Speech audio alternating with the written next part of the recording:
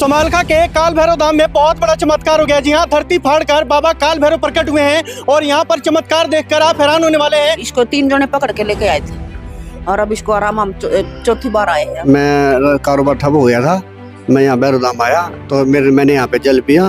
उसके जल पीने के बाद मेरे कारोबार काफी तरक्की पे है। मैं बीमार था, मेरी सांस की बीमारी थी और काल भैरव दरबार में आकर के मेरी बीमारी बिल्कुल ठीक है, बहुत अच्छा है। कुछ लोग ये भी कह रहे हैं कि काल भैरव बाबा धरती फाड़ के प्रकट हुए यहाँ पे। देखो ऐसा है, ये तो मैं नहीं कह सकता कि धरती फाड़ के प्रकट हुए हैं। उनका दरबार है, ये लोग आते हैं यहाँ, उनकी श्रद्धा है, श्रद्धा से उनके काम बन जाते हैं। कई बार आ लिए जी, अब तो काम बना है आपका यहाँ? हाँ, हमारा पूरा काम हो गया। बताने लायक है आपका काम? हाँ, बीमार थी जी बहुत ज्यादा मैं, और यहाँ आने के बाद स्वस्थ हूँ। तो गुरुजी, हम सुन के आए हैं कि आपके दरबार में एक से बढ़ के एक चमत्कार हो रहे हैं। ये बताओ गुरुजी, आपके पास कौन सी शक्ति है? देखो पहली बात तो ये दरबार मेरा नहीं है, दरबार है श्री काल भैरव जी का और उन्हीं का दरबार है, उन्हीं के आशीर्वाद से चमत्कार होता है। मैं तो एक मिट्टी भी नहीं हूँ। गुरुजी, हमने सुना था जैसे रामायण में संजीवनी बूटी लेके आए थे जब लक्ष्मण जी मूर्छित थे और संजीवनी बूटी जैसे ही लक्ष्मण जी को पिलाया वो जीवित हो गए। उसी प्रकार से जो गुरुजी हैं काल भैरव दरबार में, ये लोगों को एक जल देते हैं और जल पीते ही लोग हैं, मतलब जो यहाँ पे रोते रोते आता है, जल पीते हंसता हंसता जाता है, जिनके काम मतलब बिगड़ गए हैं, जिनका काम चौपट हो गया है, अगर वो जल पी लेते हैं तो उनका काम चलने लगता है। गुरुजी, कौन सा मंत्र है आपके पास? मेरे पास कोई मंत्र नहीं है, मेरे पास श्री काल भैरव जी का आशीर्वाद है, उन्हीं का प्रताप, उन्हीं के प्रताप से सभी कार्य बन जाते हैं और लोगों की श्रद्धा भी है।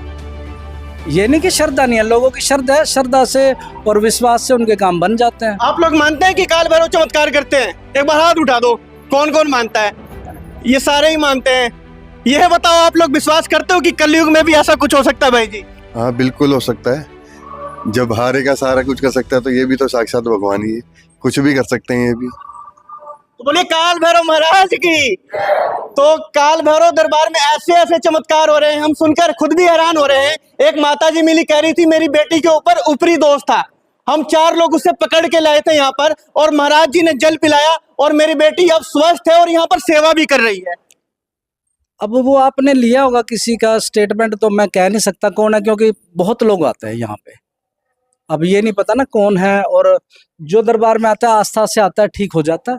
गुरुजी, लेकिन एक तरफ जहाँ पर ऐसे आपके भगत हैं जो मानते हैं कि मतलब कई लोग कहते हैं ना कि अगर पत्थर को पूजा जाए तो उसमें भी भगवान दिखते हैं और ना पूजा जाए तो रास्ते का कंकड़ होता है, उसी प्रकार कुछ लोग कह रहे हैं कि इतने बड़े बड़े हॉस्पिटल हैं, अगर सब काम इस दरबार में आने से ठीक हो जाए तो क्या हॉस्पिटल बंद कर देने चाहिए? नहीं, मैं ये तो नहीं कह रहा, मैं तो ये कह रहा हूँ हॉस्पिटल अपना काम कर रहे हैं, प्रभु की शक्ति अपनी है, ये बात है। तो आप कैसे मतलब मतलब कोई शक्ति क्या है आपके पास? क्योंकि आप के खुद कहते हैं कि मेरे पास कोई शक्ति नहीं है, आप साधारण पुरुष हैं, लेकिन आपके दरबार में आते ही काम बन जाते हैं, वो कैसे? देखो, जब राम सेतु बनाया गया था ना, तो उन पत्थरों पे भी राम लिख के उनको जल में डाला गया था, वो पत्थर भी तिरने लग गए थे। राम नाम से तो सब कुछ चंगा हो जाता है, सब कुछ अच्छा हो जाता है। शंकर जी के 5 अवतार है, साक्षात शिव हैं, काशी के कोतवाल है, कंपायमान पिशाल दंडकारी प्रचंड भैरव जी हैं ये। अच्छा गुरुजी, ये बता दो, आपके दरबार में आने से हमारे कौन कौन से काम पूरे हो सकते हैं? पहली तो बात ये दरबार मेरा नहीं है, श्री काल भैरव जी का है। और प्रभु दरबार में जब आप आते हो ना, ऐसा कोई काम है ही नहीं जो ना बन सके, सब काम बन जाते हैं।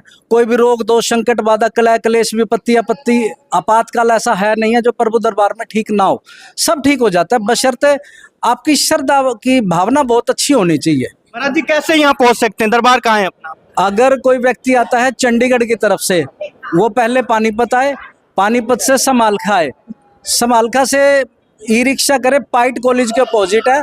और अगर कोई दिल्ली की तरफ से आता है, पहले आता है सोनीपत, फिर आता है गन्नौर, फिर समालखा, वहां से रिक्शा करके श्री काल भैरव धाम आ सकता है। ऑन जीटी रोड है और हरियाणा में है ये। तो आपका कोई नंबर वगैरह भी है?